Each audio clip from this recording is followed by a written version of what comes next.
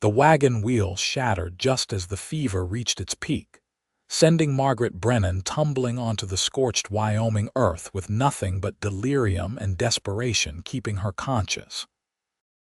Her brother Thomas had died 3 days ago from the same burning sickness that now consumed her. Somewhere between Fort Laramie and the settlement, they had been told lay ahead. She had buried him alone in the hard ground, said words she could barely remember, and climbed back onto the wagon seat with shaking hands. The medicine they carried had run out. The water was nearly gone. And now the wagon sat useless on the trail while the August sun of 1876 beat down mercilessly on the Wyoming prairie. Margaret pressed her burning forehead against the cracked earth and tried to remember how to pray. The fever made everything shimmer and dance. She thought she saw Thomas walking toward her through the heat waves, but when she blinked, there was only sagebrush and endless sky. Her dress was soaked with sweat despite the dry air. Her lips were cracked and bleeding. She had maybe hours left, she figured. Maybe less. The sound of hoofbeats might have been another fever dream, but then hands were on her shoulders, turning her over gently. A man's face swam into view above her, all dark concern and weathered features. He said something, but the words slid away from her like water through fingers. "Please," Margaret managed to whisper. "Medicine. Fever." Then the world went black. When consciousness returned in fragments, Margaret became aware of several things at once. She was moving but not walking. There was the steady rhythm of a horse beneath her, and strong arms held her upright in the saddle. The burning in her skin had not diminished, but someone had draped a wet cloth across the back of her neck. "Almost there," a deep voice said near her ear. "Stay with me now. Ranch is just over this ridge." Margaret tried to respond, but managed only a sound that might have been agreement or just delirium. Her head lolled against what she dimly recognized as a man's chest. The shirt he wore smelled of honest work, leather and sage. She let herself drift again, too weak to do otherwise. The next clear memory was of being carried. The man who held her moved with purpose through what sounded like a house, his boots heavy on wooden floors. He spoke to someone, gave instructions in that same steady voice that somehow cut through the fever haze. "Maria, I need cold water and clean cloths. All the willow bark tea we have prepared and the feverfew tincture in the blue bottle. She's burning up something fierce." "I will bring everything, Mr. Grant. How long she been sick? Can't say for certain. Found her collapsed by a broken wagon about 5 miles south. No one else around. Get that water first." Margaret felt herself being lowered onto something soft. A bed. The first real bed in weeks. Even through the fever, the relief of it made her want to weep. Gentle hands removed her boots. Someone began to sponge her face and neck with blessedly cool water. "You're safe now," the man's voice said again. "I'm Grant Peterson. This is my ranch. We're going to break that fever." Over the next hours, or perhaps days, time lost all meaning for Margaret. She was aware of being tended constantly. Cool cloths replaced warm ones in an endless cycle. Someone helped her sit up and drink bitter tea that she gagged on but was coaxed to finish. More water followed, again and again, patient hands supporting her head when she was too weak to hold it up herself. Sometimes she surfaced enough to see the room around her. A simple but well-kept bedroom with whitewashed walls, late afternoon sun filtering through muslin curtains. And always, the man named Grant Peterson, either sitting in a chair beside the bed or standing at a small table mixing something from various bottles and jars. He was younger than his voice had suggested, she realized during one of these clearer moments. Perhaps 30 years old, with brown hair that needed cutting and a face that spoke of long days in the sun and wind.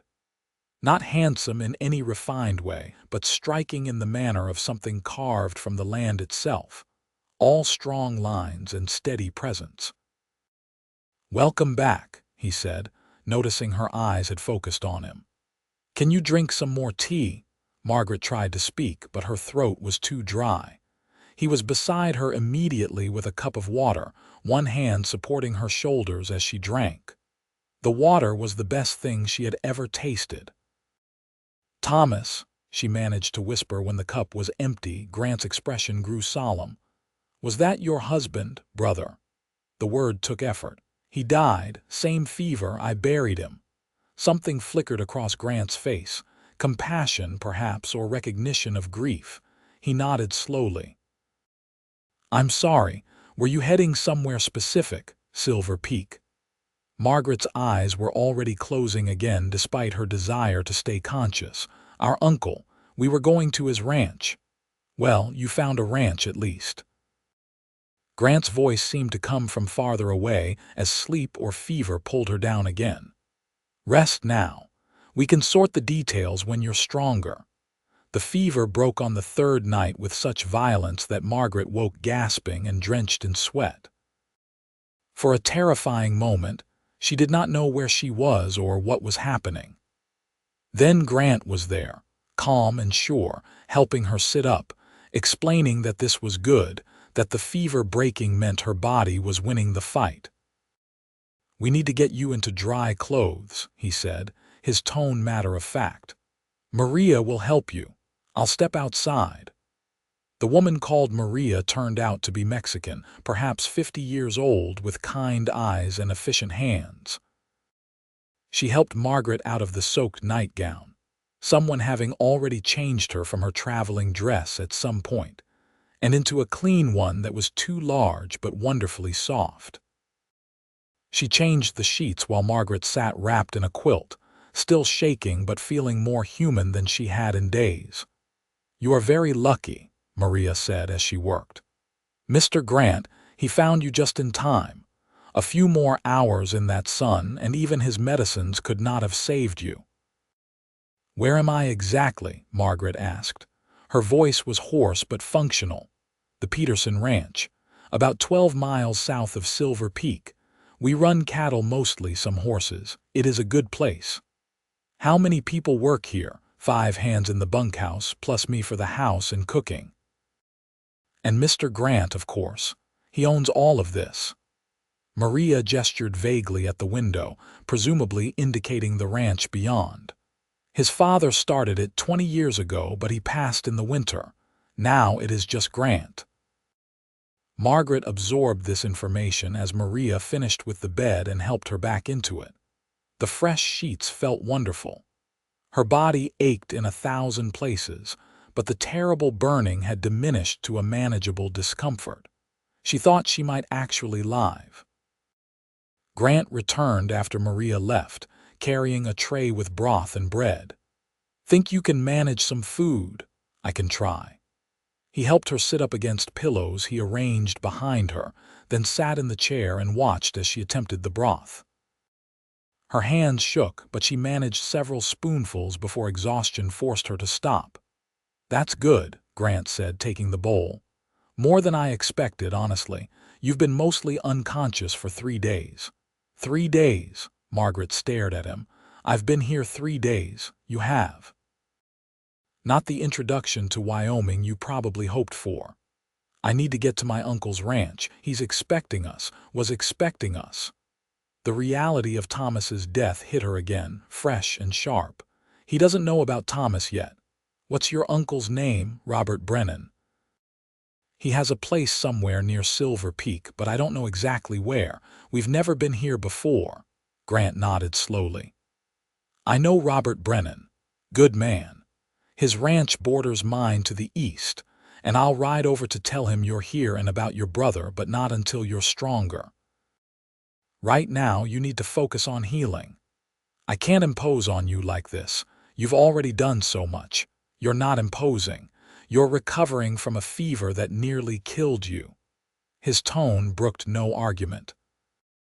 "Besides, your uncle would have my hide if I sent you over there before you could sit a horse properly. So you'll stay here. Let Maria feed you up and give yourself time to heal." Understood. Margaret wanted to argue, to insist she could manage, but the truth was she could barely hold a spoon.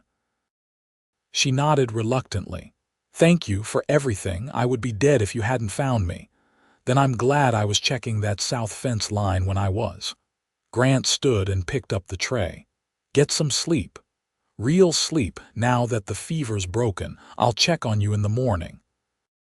He was almost to the door when Margaret spoke again.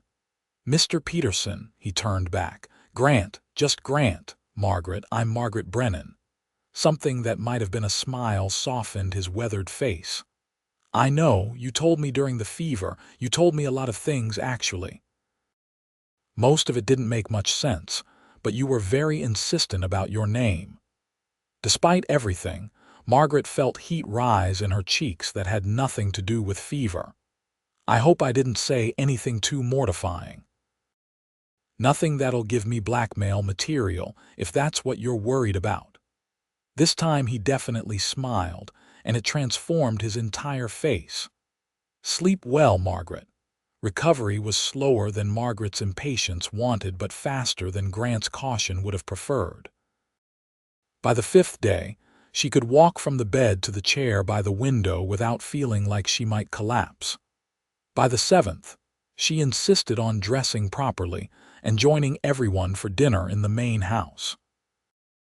The ranch house was larger than she had realized, built of solid timber and stone with a wide front porch and windows that let in the expansive Wyoming sky. The main room served as kitchen, dining area, and sitting room all at once, with a large stone fireplace dominating one wall. Everything was clean and well-maintained, but clearly the domain of working men rather than anyone concerned with decoration. The 5 ranch hands proved to be a varied group. There was old Pete, who was actually only about 45 but had been called that. For so long everyone had forgotten his real first name. 2 brothers, Jack and Sam Morrison, both in their 20s and full of easy humor. A quiet man named Henry who was apparently some kind of genius with horses. And a kid called Billy who could not have been more than 19, and looked at Grant with obvious hero worship. They were all painfully polite when Margaret appeared for dinner, jumping to their feet and offering their chairs. Maria served beef stew with fresh bread while everyone found seats around the long table. Margaret ended up between Grant at the head of the table and old Pete, who smelled strongly of tobacco and leather. It's good to see you on your feet, Miss Brennan, old Pete said as he passed her the bread basket. You gave everyone quite a scare. I'm grateful to all of you for your hospitality, Margaret said. I know having a sick stranger dumped in your midst couldn't have been convenient. Grant doesn't do things because they're convenient, Jack Morrison said with a grin. He does them because they're right. That's enough, Grant said, but there was no heat in it. Margaret, old Pete was asking earlier about your trip west. If you feel up to talking about it, we'd all be interested to hear where you came from. So Margaret found herself telling the story over dinner. How she and Thomas had been living in Philadelphia after their parents died of cholera 4 years ago. How their Uncle Robert had written last year with an offer to come work his ranch, promising a new start in open country far from the cramped, disease-ridden streets of the city. How they had saved every penny for 2 years to afford the journey west. She told them about the wagon train they had joined in Missouri and how everything had gone smoothly until they reached Fort Laramie. There, Thomas had gotten sick.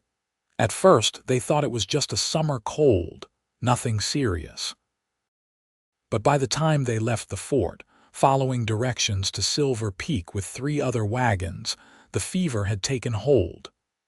The others wanted to leave us behind, Margaret said quietly. They were afraid of contagion. I couldn't blame them. So we told them to go ahead, that we'd catch up once Thomas felt better. But he didn't get better. And then the wagon wheel cracked and I couldn't fix it alone, and Thomas was so sick, and then he just... She stopped, unable to continue. Grant's hand covered hers on the table, warm and solid. "You don't have to talk about it anymore," he said gently. Margaret shook her head, determined to finish. "He died the morning after the wheel broke. I buried him as best I could and kept going on foot. I thought if I could just get to Silver Peak, to Uncle Robert. But then the fever came for me too." The table was silent for a long moment. Then Maria crossed herself and murmured something in Spanish. "You're a brave woman," old Pete said finally. "Not many could have done what you did." "I didn't feel brave. I felt terrified." "That's what bravery is," Grant said. "Being terrified and doing what needs doing anyway." The conversation shifted to lighter topics after that. The ranch hands told stories about cattle drives and broken fences, about horses that learned to open gates, and a bull that Billy swore was smarter than most people. Margaret found herself laughing, genuinely laughing, for the first time since Thomas had gotten sick.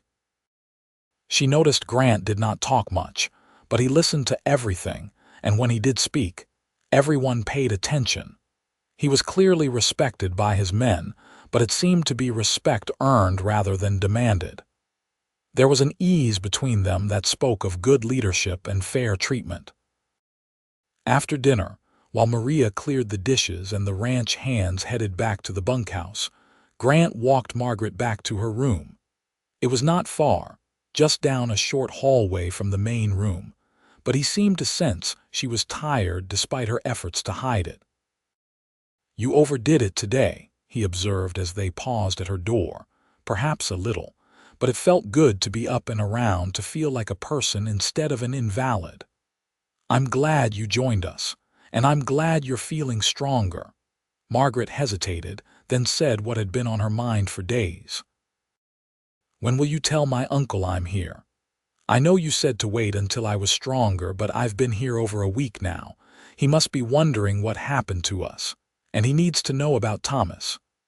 Grant was quiet for a moment, his expression difficult to read in the lamplight.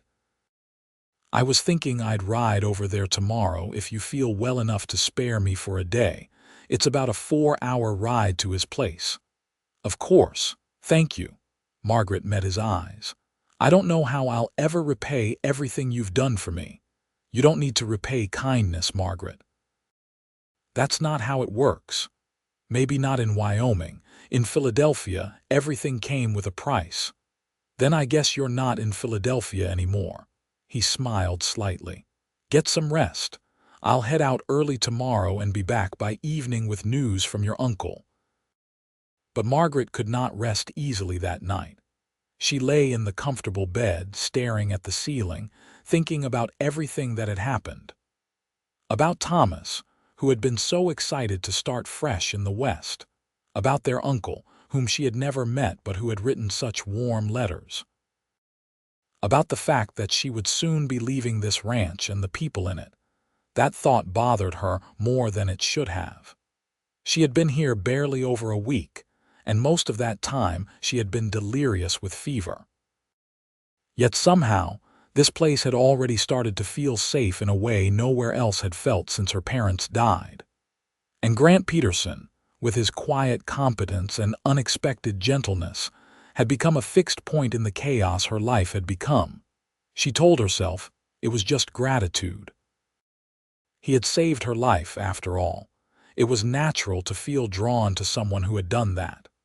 The fact that he was easy to look at and seemed to genuinely care about people, not just their usefulness to him, was simply bonus. It meant nothing. It could not mean anything. She was going to her uncle's ranch, where she would work and build a new life, the life she and Thomas had planned together. What she felt or did not feel about Grant Peterson was irrelevant. She almost believed it. Grant left before dawn the next morning. Margaret heard him moving around, heard the low conversation with whoever was handling the horses, heard hoofbeats fade into the distance. She got up and dressed, determined to be useful rather than linger as a guest who contributed nothing. Maria was already in the kitchen when Margaret emerged, kneading dough for the day's bread. She looked up with a smile. "You are awake early. I thought I might help with something. I'm not used to being idle." Margaret hesitated. "If that's all right, I don't want to overstep." "Overstep? No, no, I would be grateful for the help. There is always much to do." Maria gestured to the counter. "You can start the potatoes for tonight's dinner if you like. They need peeling and cutting." So Margaret found herself at the kitchen counter with a knife and a large bowl of potatoes, doing honest work that felt good after so many days of forced rest. Maria talked as they worked, telling her about the ranch, about Grant's father who had been a hard man but fair, about how Grant had been only 10 when they arrived in Wyoming. "He was born in Missouri," Maria explained. "But his mother died when he was small, and his father wanted a fresh start. Like you and your brother, yes. The West calls to people who need new beginnings." "What was Grant like as a boy?" Margaret asked, then immediately felt foolish for asking. But Maria just smiled, a knowing look in her eyes. "Very serious. Always watching, always thinking. He worked harder than any child should have to work. His father was not a cruel man, but he believed in hard work and harder lessons. I think Grant always felt he had to prove himself, to show he was worthy of this land. And now he runs the whole ranch alone. Since January, yes. His father had a bad fall from a horse. Broke inside somewhere, the doctor said. Lasted only 3 days after." Maria shook her head sadly. "Grant, he did not show his grief much, but I saw it. He loved his father, even though the man was not soft." They worked in companionable silence for a while. Then Maria said casually, "He has not brought a woman to the ranch before, not to stay in the house." Margaret felt her cheeks warm. "I was unconscious with fever. That's hardly the same as bringing someone home." "Perhaps, but he could have taken you straight to your uncle's ranch." "It is not so far. Instead, he brought you here, tended you himself for 3 days, barely sleeping. He was very worried. Anyone would have done the same." "You think so?" Maria's hands never stopped working the dough, but her eyes were sharp on Margaret's face. "You do not know men very well, I think. Many would have left you. Many would have taken you to your uncle and washed their hands of responsibility. Grant, he sees someone in need and he cannot help but try to fix it. It is his nature. He seems like a good man. He is. And he is lonely, though he would never say so. This ranch, it is his whole life now, but a ranch is not enough to fill a heart." Margaret focused very intently on peeling potatoes, refusing to read too much into Maria's words. But they stayed with her throughout the day as she helped with various chores, swept floors, and tried to make herself useful. Grant was lonely. So was she, if she was honest. They had loneliness in common, along with loss and the experience of starting over in an unforgiving land. But that still did not mean anything. Could not mean anything. Grant returned as the sun was setting, his horse tired and his expression troubled. Margaret was on the front porch helping Maria snap beans for the next day when he rode up. She stood without thinking, her heart suddenly racing. He dismounted and handed his horse off to Billy with a few quiet words, then climbed the porch steps. His eyes met Margaret's, and she knew immediately that something was wrong. "What is it?" she asked. "Is my uncle unwell?" Grant glanced at Maria, who took the hint and gathered up the beans to carry inside. When they were alone, he leaned against the porch railing and removed his hat, turning it in his hands. "Your uncle's ranch isn't there anymore, Margaret. The house burned down 3 weeks ago. Lightning strike, from what the neighbors said. Robert Brennan died in the fire." Margaret felt the words hit her like a physical blow. For a moment she could not breathe, could not think. Her uncle dead, the ranch gone. The entire reason she and Thomas had come west, the new life they had planned, all of it just gone. I spoke to the family that owns the adjoining property, Grant continued quietly. They said your uncle had no other family they knew of besides a niece and nephew who were supposed to arrive this summer. They've been wondering what happened to you both. This can't be happening. Margaret heard her own voice as if from a distance. Thomas and we gave up everything to come here. We spent 2 years saving money, and he died thinking we were coming to a new life, to Uncle Robert and the ranch and finally having a home again. Margaret, what am I supposed to do now? She looked at Grant, and she hated how lost her voice sounded, how desperate. I have no money, no family left anywhere. I don't even own the clothes I'm wearing because these are borrowed from somewhere. I have nothing. Grant stepped closer, his expression pained. You're not alone. You have options. What options? I can't stay here forever. I've already imposed on your kindness for too long. Stop saying that. You haven't imposed on anything. He was standing right in front of her now. Listen to me. Silver Peak is growing. There are jobs there, opportunities. You could find work, make a life. Or what? He was quiet for a long moment, seeming to wrestle with something. Finally, he said, or you could stay here, at the ranch. Maria could use help in the house, and we always need hands for cooking during roundup and branding. It wouldn't be charity. You'd be earning your keep. Margaret wanted to accept immediately, wanted it so badly it frightened her, but she forced herself to think clearly. Grant, you saved my life. I won't take advantage of your generosity just because I have nowhere else to go. You think that's what this is? Generosity? He shook his head. I'm offering you a job because I can see you're a hard worker and because Maria genuinely does need help. This ranch runs better with more hands, not fewer. You'd be doing me a favor, not the other way around. A favor. She almost laughed at the absurdity. You're bending over backward to make me feel better about accepting charity. I'm telling you the truth. His voice was firm now, almost frustrated.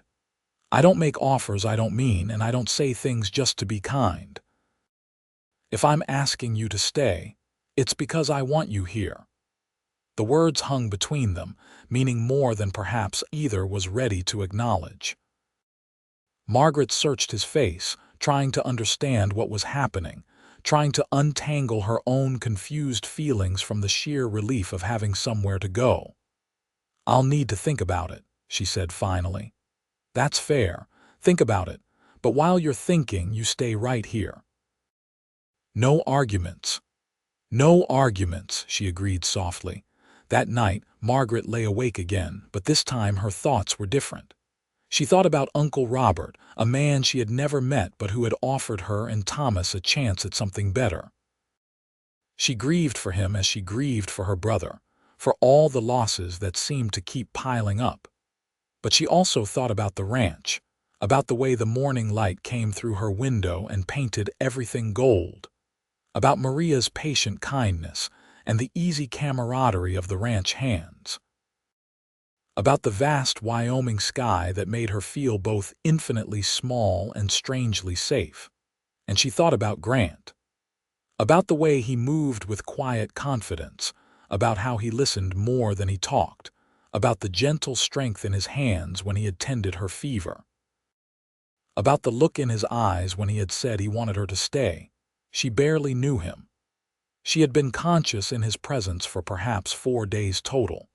It was too soon to feel anything beyond gratitude and perhaps friendship, but her heart, it seemed, had not gotten that message. The next 2 weeks passed in a strange sort of limbo. Margaret helped Maria with the household work, learning the rhythms of ranch life. She cooked and cleaned and mended and slowly began to feel useful again.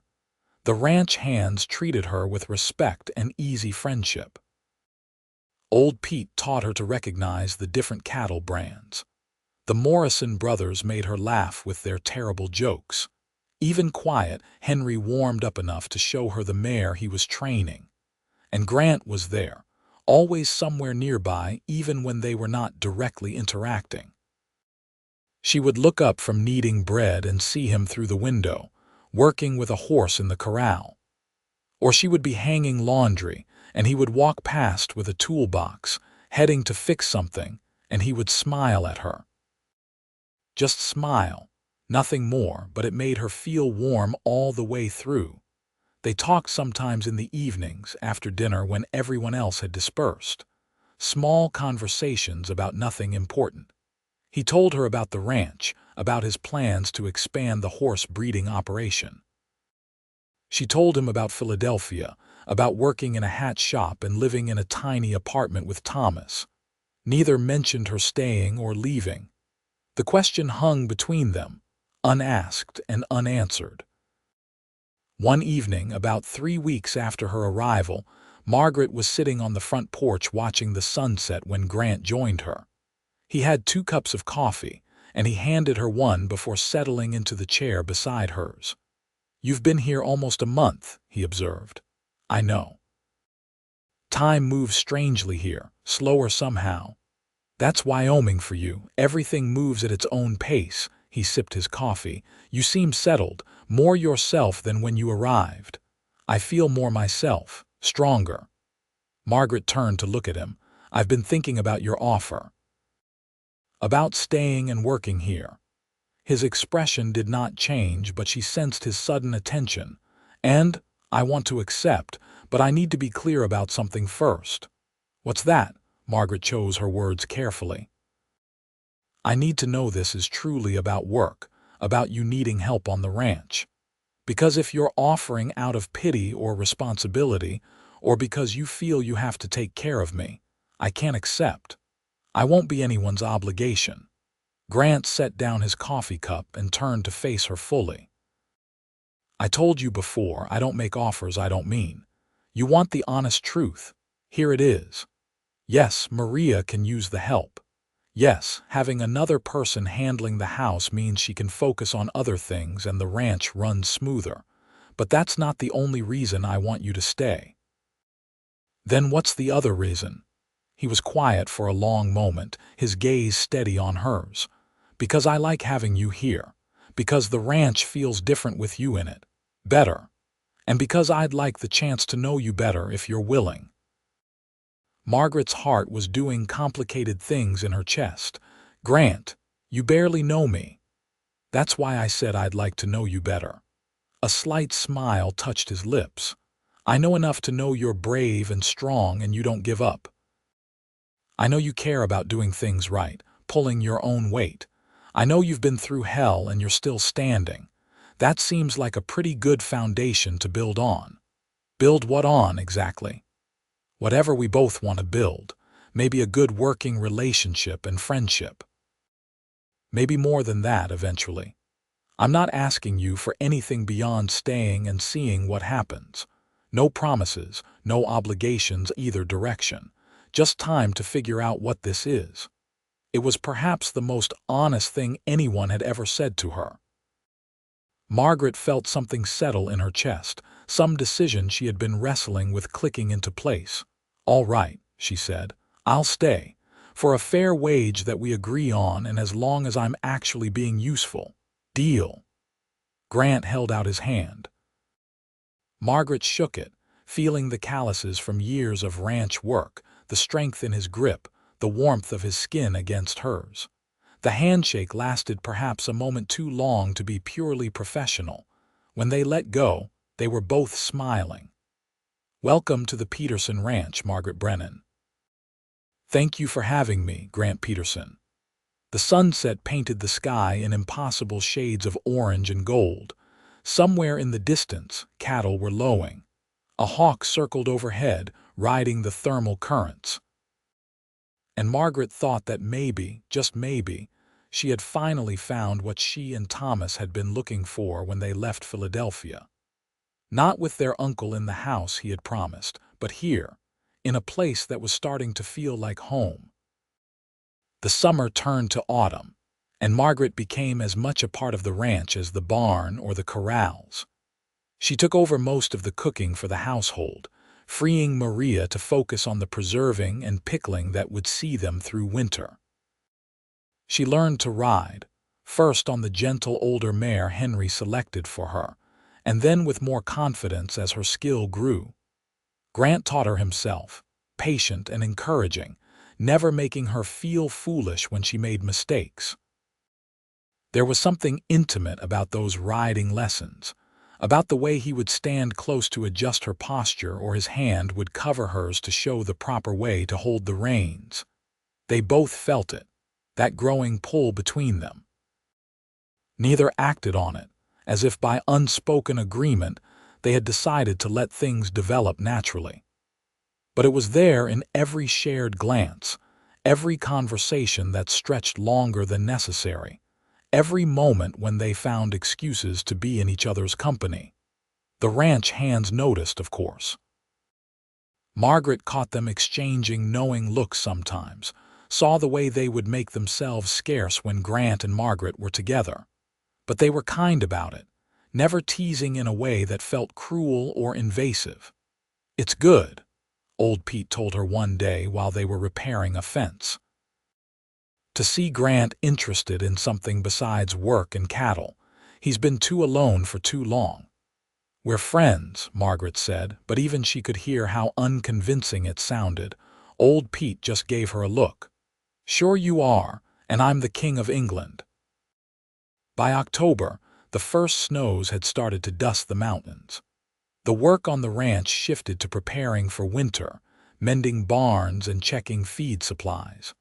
Margaret learned to preserve meat and make tallow candles, skills Maria taught with patient thoroughness. One particularly cold evening, Margaret was in the barn helping Grant check on a mare that was close to foaling. The barn was warm with animal heat and smelled of hay and horses and leather. Grant moved around the mare with practiced ease, checking her over with gentle hands. "She's not ready yet," he said finally, "but it'll be soon, maybe tomorrow." "What happens if there's trouble? With the birth, I mean." "I've helped deliver more foals than I can count. Most times everything goes fine if you don't interfere too much and know when to step in if needed." He patted the mare's neck affectionately. "This old girl has done it before. She knows what she's doing." They stood there for a moment in the warm, close space. Then Grant said, "Can I ask you something?" "Of course." "Do you regret it? Coming west, I mean." "After everything that happened, losing Thomas and your uncle, ending up here instead of the life you planned," Margaret considered the question seriously. "I regret that Thomas died. I'll always regret that. And I wish I could have met Uncle Robert, but do I regret coming west? No. I think Thomas and I were right that there was nothing left for us in Philadelphia. At least here, I have a chance to build something." "What do you want to build?" She looked at him, at his honest face in the lantern light. "I don't know exactly. A life that feels like mine. A place that's home, not just somewhere I'm surviving. Maybe a family someday, though that seems distant right now." "Why distant?" "Because family requires more than just wanting it. It requires the right person and the right circumstances and 100 other things that have to align properly."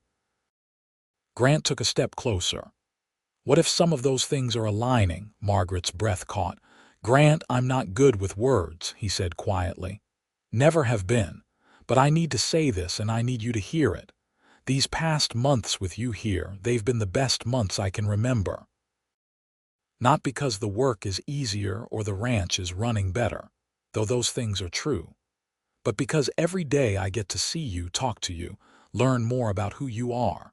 And every day I find more reasons to want you to stay not just on the ranch but in my life. I'm already in your life. You know what I mean." He reached out slowly, giving her time to pull away, and cupped her face with one calloused hand. "I'm falling in love with you, Margaret. Might already be there, honestly. And I need to know if there's any chance you could feel the same way." Margaret's heart was racing, but she did not pull away from his touch. "I'm scared," she admitted. "Everyone I've loved, I've lost. My parents, Thomas, even Uncle Robert before I could meet him. What if I let myself love you and lose you too? You can't live your life afraid of loss." It'll happen anyway. The only question is whether you spend the time you have being happy or being safe. His thumb brushed across her cheekbone. I can't promise I'll never die or that nothing will ever go wrong. But I can promise I'll do my damnedest to build a good life with you if you're willing to try. I'm not very good at being vulnerable. Neither am I. We can figure it out together. Margaret closed her eyes for a moment, feeling the warmth of his hand, breathing in the scent of him mixed with hay and horse and Wyoming air. When she opened them again, she saw nothing but honesty in his face. I'm falling in love with you too, she whispered. I have been for a while, I think. I just didn't want to admit it. The smile that spread across Grant's face was like sunrise. Can I kiss you? I think you'd better. His lips met hers soft and careful, a first kiss that tasted of coffee and promise. Margaret's hands found their way to his shoulders, solid and warm under her touch. The kiss deepened slowly, naturally, neither rushing toward anything but both savoring the moment they had been building toward for months. When they finally pulled apart, both were breathing a little harder. Grant rested his forehead against hers. So, he said, his voice slightly rough, where do we go from here? I don't know. I've never done this before. Neither have I, not like this. He pulled back enough to meet her eyes. But I'd like to court you properly if you'll let me. No hiding how I feel, no pretending we're just friends when we both know it's more than that. I'd like that. Though I'm not sure what courting looks like on a ranch in Wyoming. Guess we'll make it up as we go. They walked back to the house hand in hand, and if anyone noticed the new dynamic between them, no one said anything directly. But Maria's smile was particularly warm when they came in together, and old Pete looked downright smug at dinner.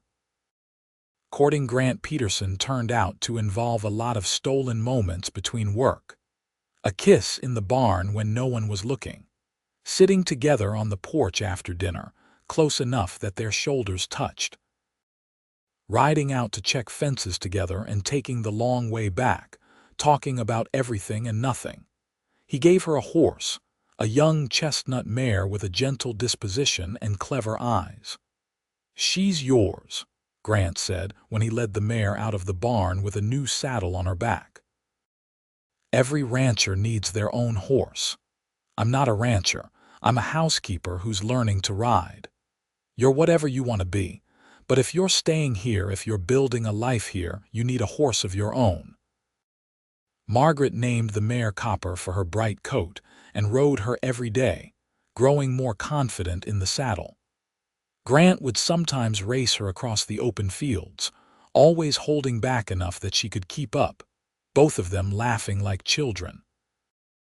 The ranch hands became protective of the relationship in ways that were touching. Billy made himself scarce whenever Grant and Margaret wanted time alone. The Morrison brothers taught Margaret to shoot, insisting she needed to know how to handle a rifle if she was going to live in Wyoming. Even quiet Henry opened up more, telling Margaret stories about Grant as a boy that made her understand him better. He used to follow his father everywhere, Henry said one day while they were grooming horses together, desperate for approval that never quite came. His father loved him, I think, but he was not good at showing it. Grant learned early to keep his feelings close and prove himself through action rather than words. That explains a lot, Margaret said thoughtfully. He is different with you, softer. It is good to see. As winter settled in fully, the ranch work became more about maintenance and survival than expansion. Everyone stayed closer to the buildings, venturing out only when necessary to check on cattle or repair wind damage. The house became a warm, crowded place where everyone gathered in the evenings. Margaret learned to play poker from old Pete and turned out to have a talent for it that won her several dollars and much good-natured grumbling. She taught Maria some of the recipes she remembered from her mother. She mended clothes and read aloud from the few books in the house and felt more part of a community than she had since her parents died. And through it all, her relationship with Grant deepened. They learned each other's rhythms and habits. She discovered he was grumpy until he had his morning coffee, and that he liked honey on his bread. He learned she sang while she worked and was afraid of spiders, but could face down an angry rooster without flinching. They had their first argument in December over something foolish. Margaret could not even remember what later. But she remembered storming off to her room and then Grant following her, refusing to let the sun set on their anger. They had talked it through, both apologizing, both learning how to bend without breaking. "I don't want to fight with you," Grant had said. "But I'm grateful we can fight and then figure it out. That means this is real." "It feels real to me," Margaret had replied and kissed him to prove it. On Christmas Eve, Grant gave her a present wrapped in brown paper. Inside was a silver bracelet, simple but beautiful, with a small turquoise stone set in the center. "It was my mother's," he said. "The only thing I have of hers besides a few memories. I want you to have it." Margaret's eyes filled with tears. "Grant, I can't take something that important to you. You're important to me, and I think she would have wanted you to have it." He fastened the bracelet around her wrist himself. "She died when I was 6. I barely remember her. But I remember she was kind, and she loved my father even though he was difficult. I think she would have liked you." "I wish I could have known her." "Me too, but at least I have you now." That night, after everyone had gone to bed and the house was quiet, Margaret sat by the fire and let herself cry for everything she had lost and everything she had found. She cried for Thomas and her parents and Uncle Robert. She cried for the frightened girl who had collapsed in the Wyoming dust 6 months ago, sure she was going to die. And then she wiped her tears and looked at the bracelet on her wrist, solid and real, a tangible reminder that she had not just survived, but found something worth surviving for. The new year of 1877 arrived with a blizzard that buried the ranch under 3 feet of snow. They were trapped inside for nearly a week, all of them going slightly crazy from cabin fever. But it also meant long evenings around the fire, telling stories and playing cards and just being together. One evening during the storm, when everyone else had turned in early, Grant and Margaret found themselves alone in the main room. The fire was burning low, casting dancing shadows on the walls. Snow pattered against the windows, sealing them into their own small world. "Can I ask you something?" Margaret said. She was curled up beside Grant on the old sofa, his arm around her shoulders, always. "When did you know? That you loved me, I mean." Grant was quiet for a moment, thinking. There wasn't one single moment. It built over time, all these little realizations. "But I guess if I had to choose, it was one morning in September. You were in the kitchen teaching Maria some song you remembered from Philadelphia, and you were laughing, and the sun was coming through the window. And I thought, I want to hear that laugh every morning for the rest of my life." That's when I knew. Margaret felt warmth spread through her chest. "For me, it was when you gave me copper, not because of the gift itself, though that was wonderful, but because of what you said, that I could be whatever I wanted to be. No one had ever said that to me before. Everyone always told me what I should be, what was proper or expected. You were the first person to say I got to choose. You do get to choose, always. Then I choose this. I choose you." She turned to look up at him. "I choose building a life here on this ranch in Wyoming. I choose taking the risk even though I'm scared.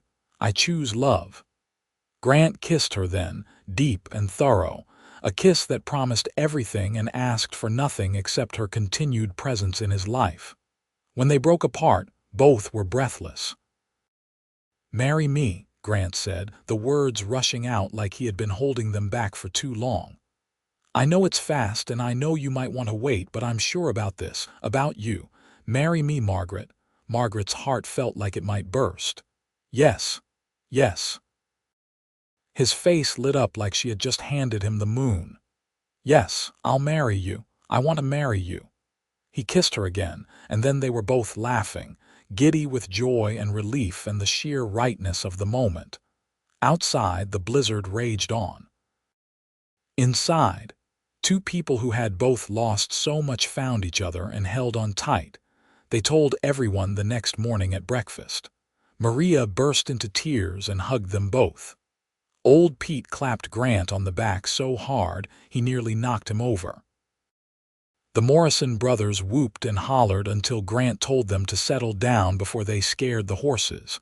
Billy looked like he might explode from excitement, and even Henry cracked a rare, broad smile. "When's the wedding?" Jack Morrison asked. "Soon," Grant said, looking at Margaret. "Why wait, Spring?" Margaret decided. "After the thaw, I want wildflowers and open sky, and I want to feel the sun. Spring it is." They were married in late April on a hill overlooking the ranch, with the pastor from Silver Peak officiating and half the county in attendance. Margaret wore a dress that Maria had helped her sew from cream-colored silk that Grant had ordered special from Cheyenne. Grant wore a new suit that looked uncomfortable but made him handsome in a different way than his usual work clothes. Margaret's bouquet was Wyoming wildflowers that she had picked that morning with Maria's help. Grant's hands shook slightly when he took hers to say his vows, but his voice was steady. "I promise to love you every day we're given," he said, his eyes locked on hers. "To work beside you building this life we've chosen.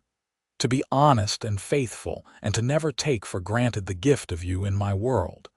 You saved me as much as I saved you, Margaret, and I'll spend the rest of my life being grateful you said yes."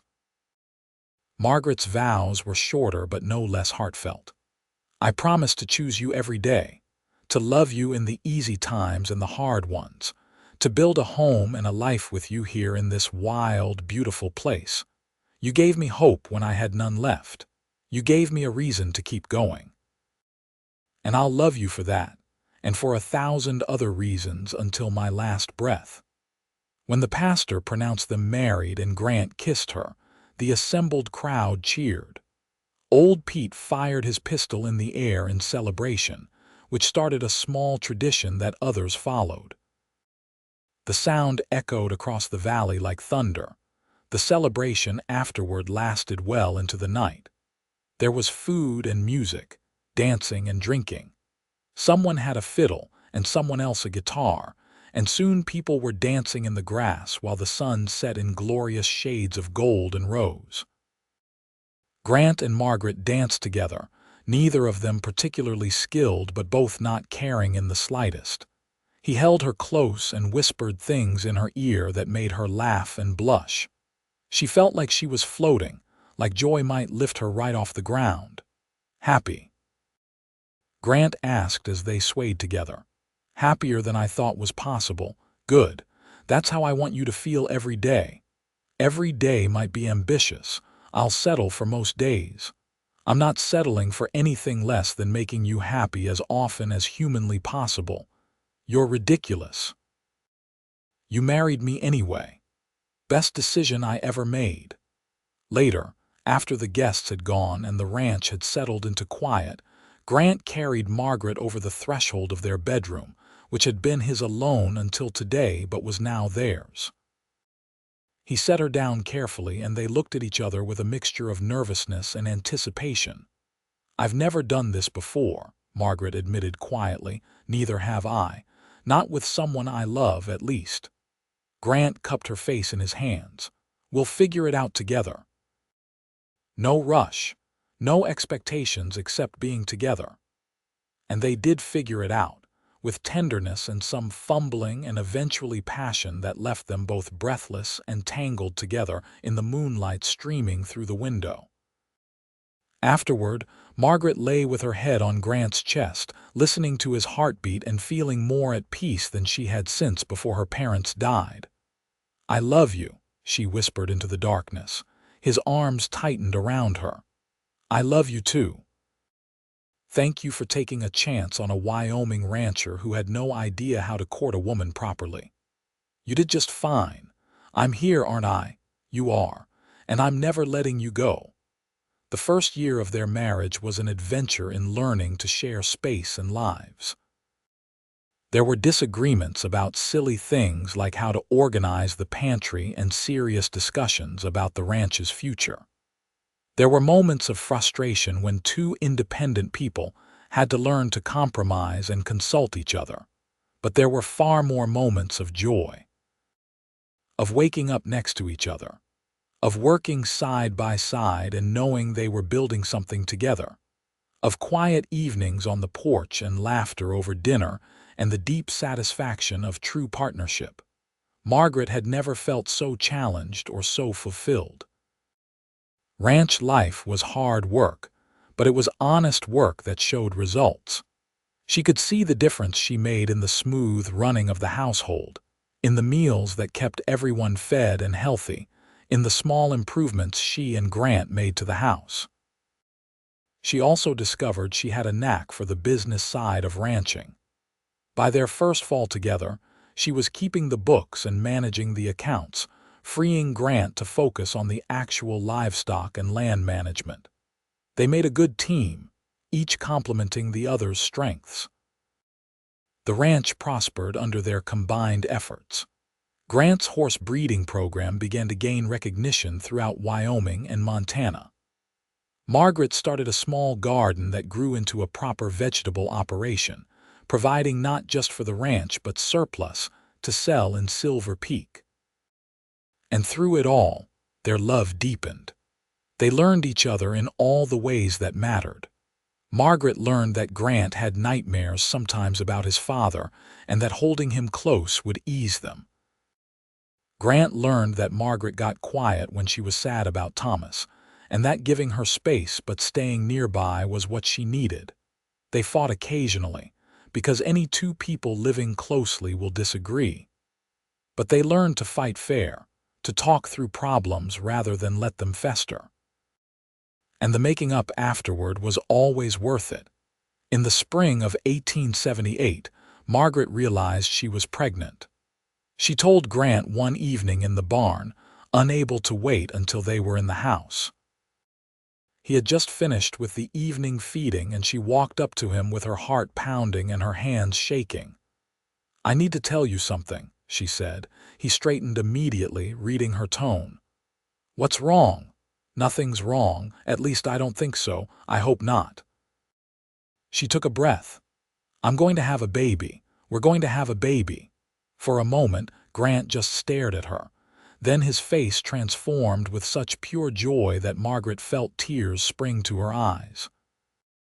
He picked her up and spun her around, laughing, before carefully setting her down and looking panicked. "Sorry, should I not have done that? Is spinning bad for pregnant women? I don't know anything about this." Margaret was laughing and crying at the same time. "Spinning is probably fine. We have 7 months to figure the rest out." 7 months. Grant's hand moved to her still flat stomach with reverent care. "There's a baby in there, our baby." "Our baby," Margaret confirmed. He kissed her then, tender and sweet, and she felt the future opening up before them full of possibility and promise. The pregnancy was not easy. Margaret was sick for the first few months, struggling to keep food down and exhausted all the time. But Grant was patient and caring, bringing her ginger tea and crackers, rubbing her back when the nausea was at its worst, and taking over more of her usual tasks without complaint.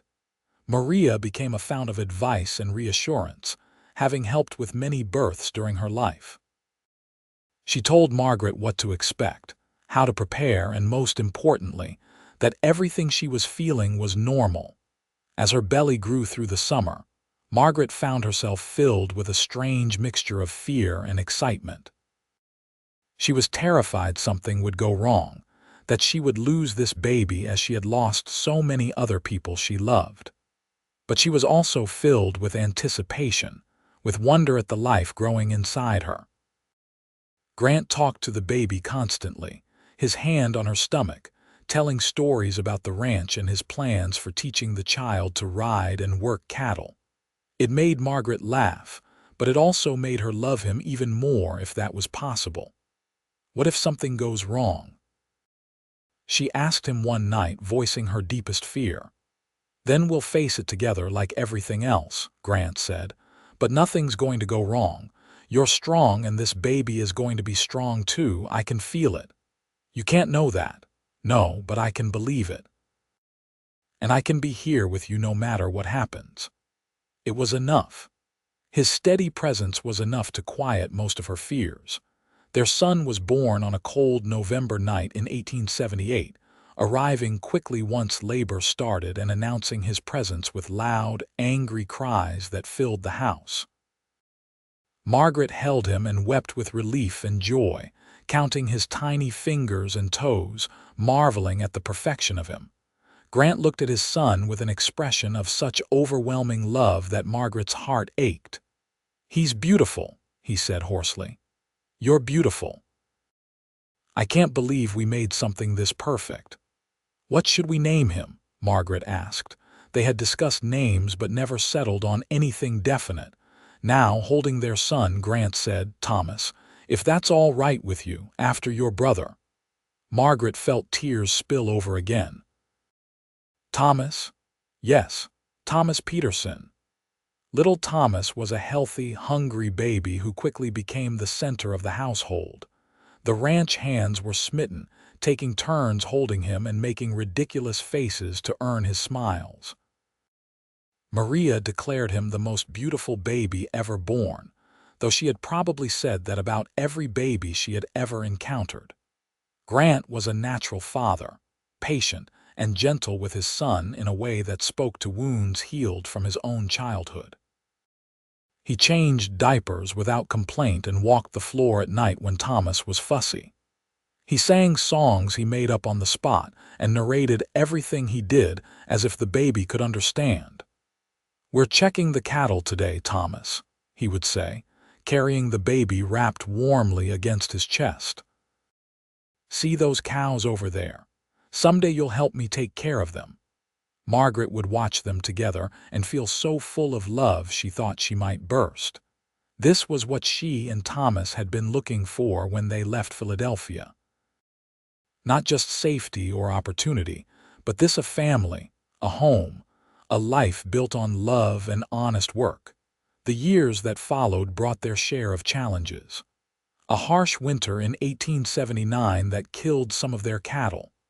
A drought the next summer that tested everyone's patience and ingenuity. The usual struggles of running a ranch in unpredictable country, but they also brought joy. Thomas growing from baby to toddler, learning to walk and talk, following his father everywhere on sturdy legs. A daughter born in 1881, whom they named Clara, with Margaret's dark hair and Grant's steady gaze. And 2 years after that, another son they called William, who seemed determined from birth to keep up with his older siblings. The house that had felt empty when Margaret first arrived now rang with children's laughter and the chaos of family life. They expanded it, adding rooms as the family grew. The ranch prospered, gaining a reputation for quality horses and well-managed cattle. Margaret sometimes thought about that day she had collapsed in the dust, fevered and desperate, sure she was going to die. It felt like a lifetime ago, like something that had happened to a different person. In many ways it had. The woman she had been then, and the woman she was now were connected but transformed by time and love, and the hard work of building something lasting. One evening, when Thomas was 6, and helping his father with evening chores while Clara and William played in the house under Maria's watchful eye, Margaret stood on the porch and looked out at the land that had become hers. The sun was setting in that impossible Wyoming way, painting everything gold and rose and purple. Grant came up behind her and wrapped his arms around her waist, his chin resting on her shoulder. "What are you thinking about? How different everything is from what I expected." "How much better," even though the road here was so hard. Any regrets? Not a single one. She turned in his arms to face him. You healed more than my fever all those years ago. You healed the loneliness I didn't even realize was crushing me. You gave me a home and a family and a life I love. You did the same for me, Grant said softly. I was just going through the motions before you arrived, working myself to exhaustion to avoid feeling how empty everything was. You filled all those empty spaces. We saved each other then. I think we did. They stood there together as the sun finished setting. Two people who had found each other against impossible odds and built something beautiful from the ashes of loss. The ranch spread out around them, land they had worked and improved and would someday pass on to their children. The house behind them was full of noise and life and love. It was not the life Margaret had planned when she left Philadelphia with Thomas 7 years ago. It was better than anything she could have planned, full of unexpected joy and hard-earned peace. Grant kissed her as the first stars appeared, and from inside came the sound of their children laughing. This was home. This was family. This was the life they had chosen and fought for and built together, one day at a time. The years continued to pass, bringing with them the rhythms of ranch life and family. Young Thomas grew into a serious boy who was happiest when working alongside his father, learning everything Grant could teach him about cattle and horses and reading the land. Clara proved to have her mother's head for numbers and her father's love of animals, often found in the barn caring for any creature that seemed to need her attention. William was the wildest of the three, always climbing something or getting into mischief, keeping everyone on their toes. Margaret and Grant's partnership only strengthened with time. They made decisions together about the ranch, about their children's education, about what kind of life they wanted to build. There were still disagreements, but they had learned long ago how to navigate them with respect and compromise. Old Pete eventually retired, though he stayed on in a small cabin Grant built for him near the main house. He spent his days telling stories to the children and offering unsolicited advice that was usually worth hearing. The Morrison brothers moved on to their own place eventually, though they remained close friends and neighbors. New hands came and went, but the core of the ranch remained stable and strong. Maria became as much family as employee, a beloved presence who helped raise the children and kept the household running smoothly. She taught Clara to cook and sew, passed down recipes and wisdom in equal measure. The children called her Tia Maria and climbed into her lap for comfort when they were hurt or scared. In the summer of 1885, Margaret stood in the kitchen preparing lunch while Maria rolled out dough beside her. Through the window, she could see Grant teaching young Thomas, now almost 7, how to rope a fence post. Clara was reading in her favorite spot under the big cottonwood tree, while William, 3 years old and fearless, attempted to follow his older brother around. "You look content," Maria observed, following Margaret's gaze. "I am. Tired but content," Margaret smiled. "Though I have to admit I'm grateful we're done having babies. 3 is plenty." Maria made a non-committal sound that could have meant anything. "You say that now. I mean it." Grant and I talked about it. 3 children, the ranch, each other, we have everything we need. We shall see what God has planned," Margaret laughed. "I think God has planned quite enough for us already," but Maria's cryptic comment proved prophetic. That fall, Margaret realized with a mixture of surprise and resignation that she was pregnant again. She told Grant while they were getting ready for bed, watching his face cycle through shock, delight, and something that might have been panic. 4 children, he said slowly. "We're going to have 4 children. Apparently so. I know we said we were done, but life doesn't always follow plans." Grant moved to sit beside her on the bed, taking her hand. "Are you all right with this?" Margaret considered the question honestly. "I'm overwhelmed. And a little terrified, if I'm being truthful. I'm 31 now, not a young woman anymore. But yes, I'm all right with it. More than all right. Another child to love, another piece of us in the world. It's a gift, even if it's an unexpected one." "We've gotten good at handling the unexpected," Grant said and kissed her. "We'll manage this too." Their fourth child, another daughter they named Rose, was born in May of 1886. The birth was harder than the previous ones, leaving Margaret exhausted and weak for several weeks afterward. But Rose herself was healthy and strong, with a head full of dark hair and lungs that could wake the entire household. The children adored their new sister. Thomas was protective and serious about his role as oldest sibling. Clara helped with everything, already showing the maternal instincts that would define her. Even William was gentle with the baby, patting her head carefully and bringing her toys she was too young to appreciate. Grant joked that they were outnumbered now, 2 parents against 4 children. But Margaret could see the pride and joy in his face whenever he looked at their family. They had built something remarkable together, something that would outlast them both. As the children grew, the ranch became a place of controlled chaos. There were always scraped knees to bandage, arguments to mediate, lessons to teach. Margaret sometimes fell into bed at night so exhausted she could barely move, but it was a good exhaustion, the kind that came from a full life well lived. She taught the girls to read and do sums, to cook and manage a household. Grant taught all the children to ride and work cattle, to respect the land and the animals in their care. Together, they tried to instill values of honesty, hard work, and kindness. Thomas turned out to be a natural rancher, reading animals and land with an intuition that reminded everyone of his grandfather.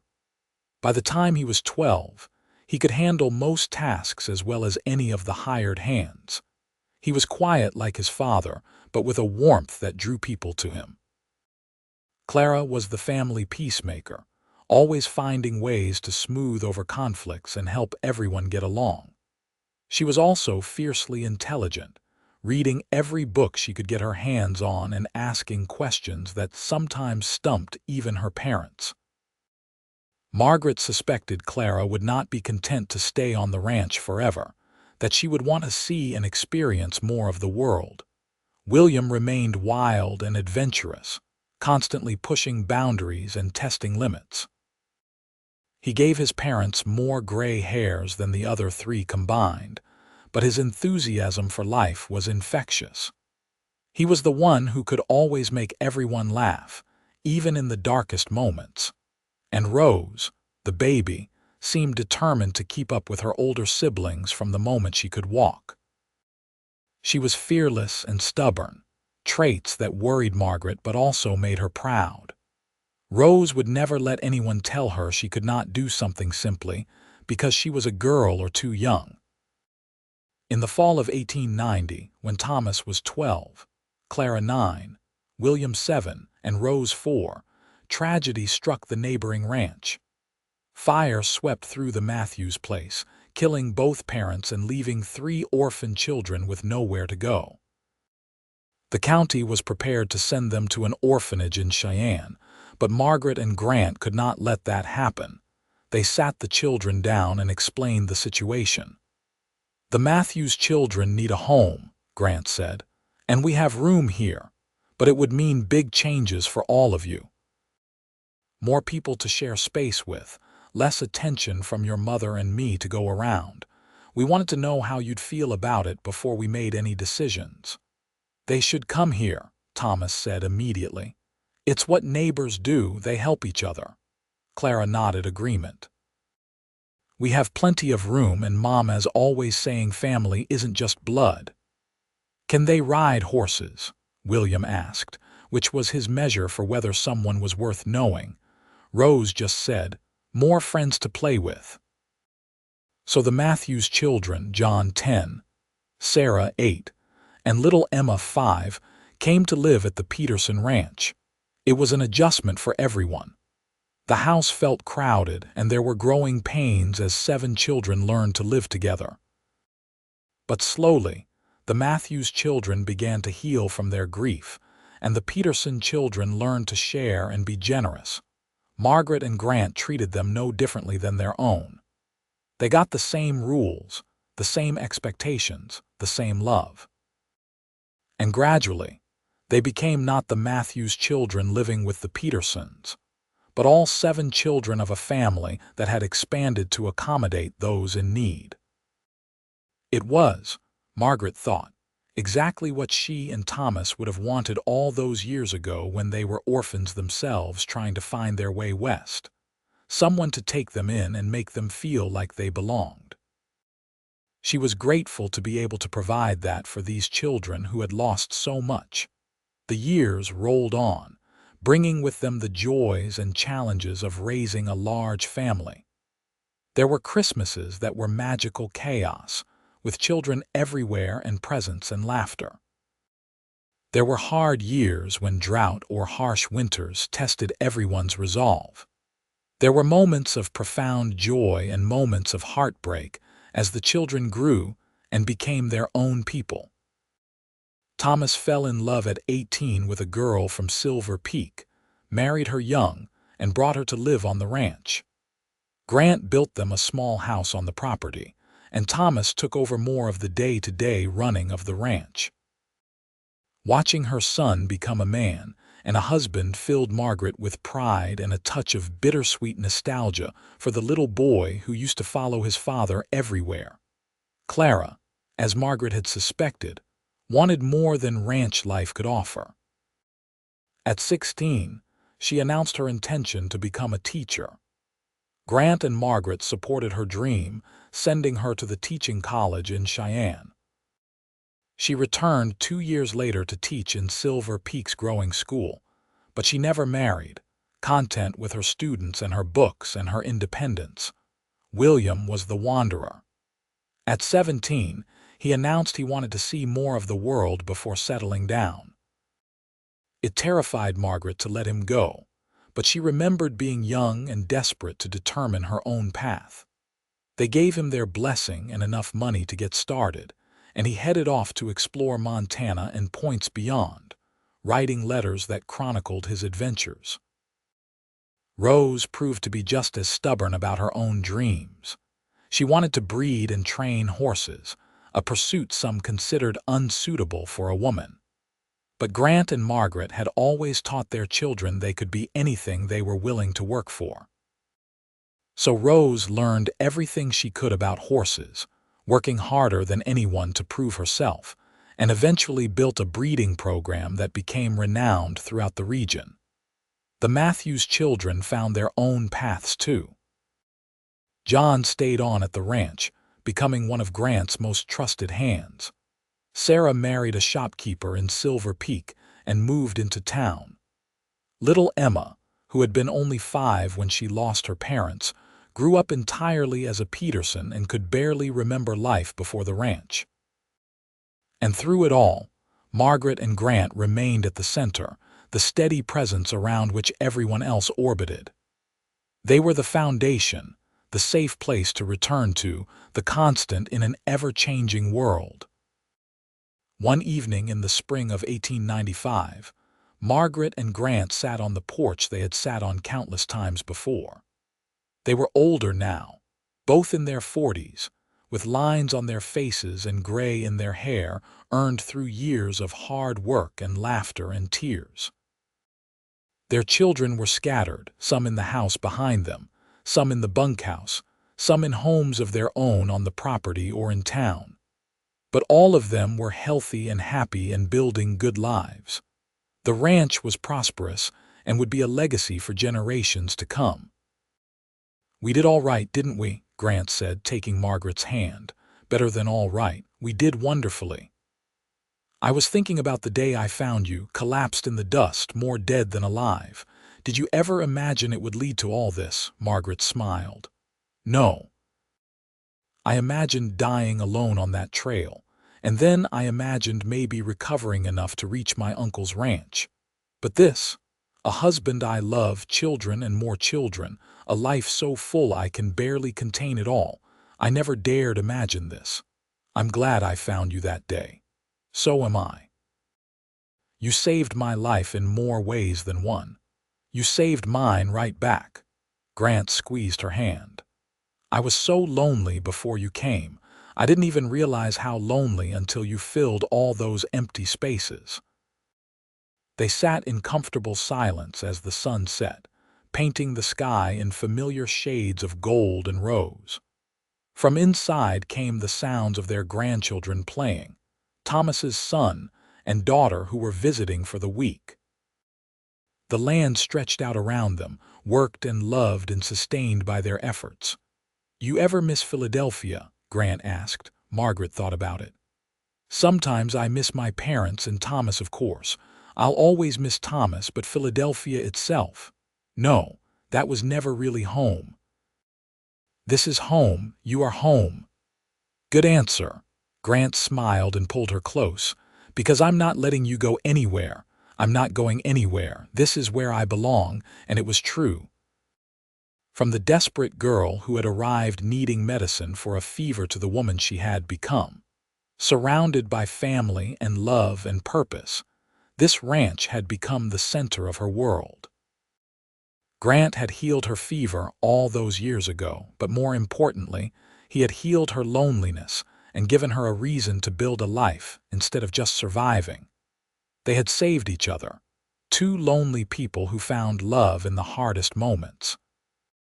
And from that love had grown a family, a legacy, a home that would endure long after they were gone.